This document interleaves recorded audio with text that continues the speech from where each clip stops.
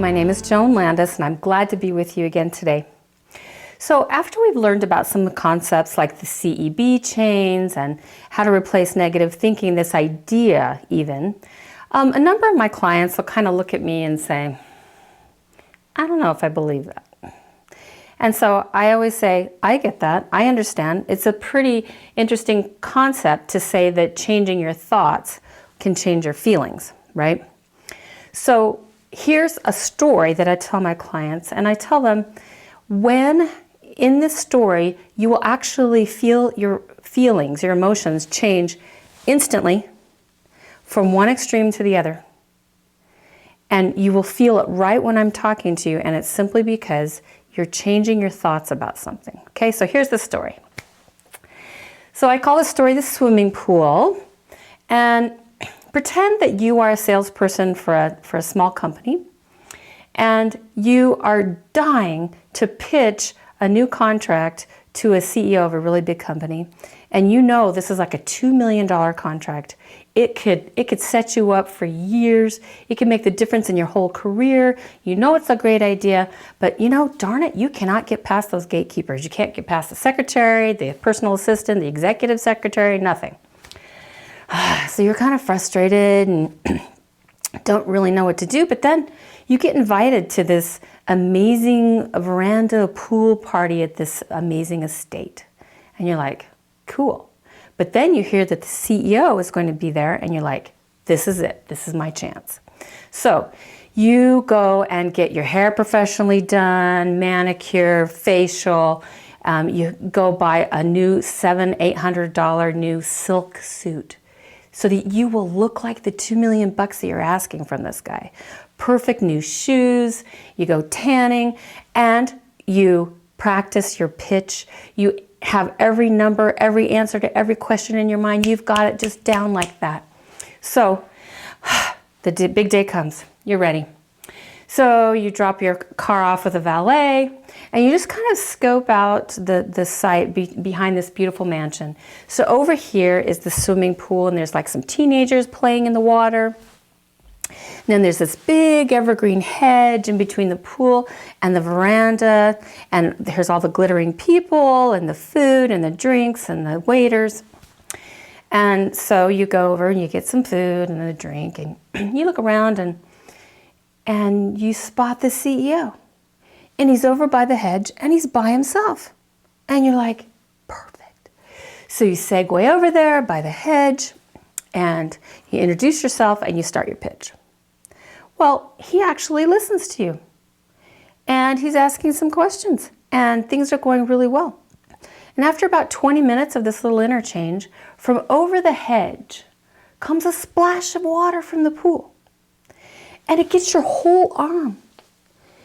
And the first thought that goes through your mind is, oh, I will never get the watermarks out of this silk suit.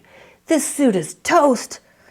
But you don't want to make a big deal out of it because you don't want to ruin this conversation. So you just kind of yell over the hedge, hey, keep it down over there, okay? And you say to the CEO, it's fine, we're okay. And you keep talking. So he's asking questions and you're answering them. And after about 15 more seconds comes a bigger splash of water from over that hedge. And it gets your whole backside. You're like, oh my gosh. And you're like, hey, I said keep it down over there. But really, it's okay. I mean, you know, we're wet anyway. Let's just keep talking. And so you talk a little longer, and then after 10 more seconds, a tidal wave comes from over that hedge. It's the biggest splash ever, and it splashes you from head to foot, and you are just soaked like a wet rat. And that CEO is kind of like, later, dude. You are a disaster magnet. And he leaves to rejoin the crowd. And your eyes follow him, and everybody's staring at you. And they're looking at you like, what an idiot. And you ball up your fist and you're like, oh, I've lost the contract.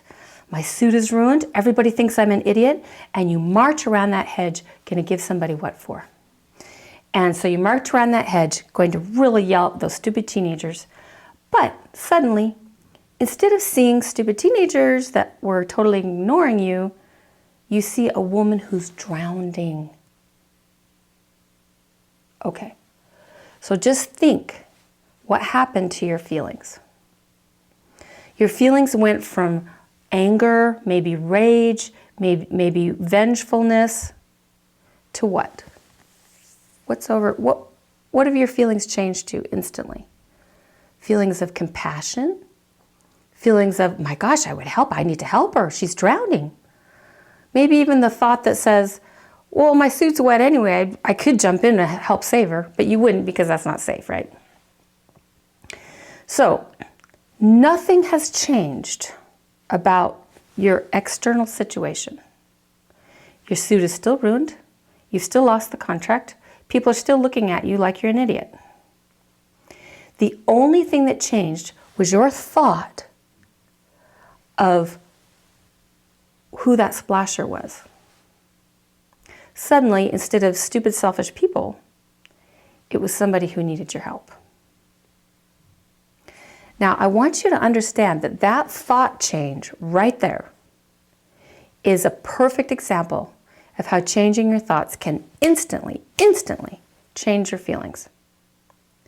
It's a powerful concept, and I use it with my clients all the time. And guess what? I use it with myself all the time. Okay? I use it every single day. And so I can tell you that I personally used to be somewhat cyclically depressive. Someone taught me these concepts when I was 28. And since that, I have had very, very, very few days of feeling like I was in the toilet because I knew what to do with the negative thinking. And you can too. So let's stay with this for a minute, okay? Because when my clients can understand this concept about the swimming pool, it can really change how they look at other people's bad behavior. So let's stay here for a minute and think. Now, was that woman trying to ruin your day? No. No. Was she trying to ruin your suit? No. Was she trying to ruin your contract? No. Why was she splashing? Because she thought she was going to die. If she had known how to swim, would she have been sitting there splashing in the middle of the pool? No. She would have just swum over to the edge, gotten out, gotten a towel. So the fact that she was splashing tells us that she was in fear for her life and she did not have the skills to get her out of that predicament. So why did you get splashed and nobody else at the party?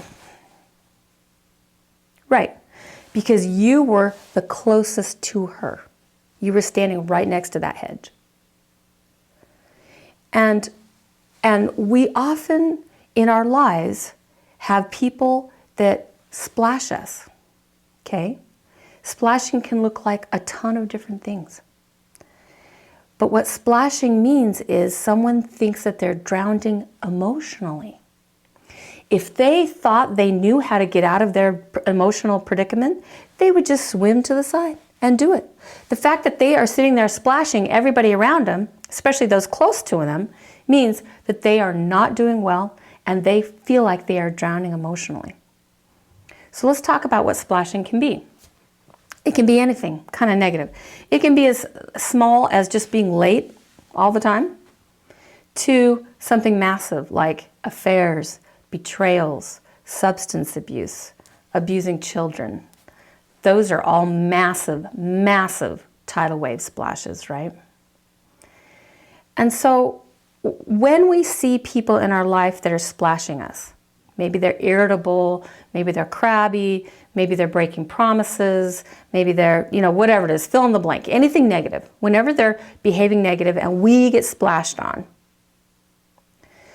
that before we went through Resilified, we would say, oh my gosh, you are such a selfish person, you're such a jerk, blah, blah, blah, you need to, that's where we would tend to go with it.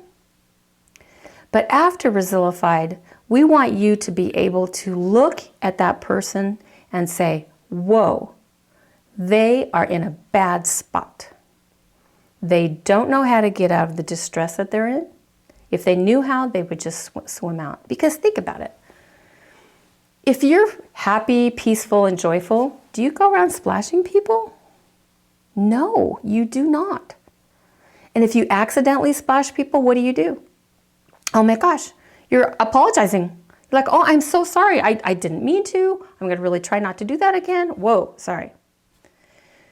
And so if someone is splashing you and they're not owning it, they're not apologizing, they just splash, splash, splash, I want you to start looking at them as somebody who honestly is emotionally drowning. Now, what do we do with that? What do we do with someone who's emotionally drowning? Well, think about what we do with someone who's really drowning. Do we jump in with them? No, we really don't. So if somebody is abusing substances, you don't marry them, right? What do you do instead of jumping in with them? You offer them a staff or a pole or a life preserver, or maybe even throw a towel out there they can grab onto, right? And so for this situation, if someone is abusing substances, you don't marry them, you don't invite them to live with you. That you would say, hey, here's a really great rehab, here's a really great 12-step group, here's a really great counselor, here's some books. That's the kind of resources you offer them. And that's the best way to help them. Now think about this. What if you, as that salesperson, you're soaked, okay? What if you had, instead of offering a life preserver or a pole or something, what if you had walked up and said to the drowning woman, look what you did to my suit! I mean, it's just ridiculous, isn't it? And yet we do that all the time with the people around us who are in distress. They're in distress, they're not doing well, they're splashing everybody and everyone around them, and we go up to them and we say, look what you did to me! You hurt me! Right? Now, I'm not saying that there isn't going to be a time to express some hurt and pain.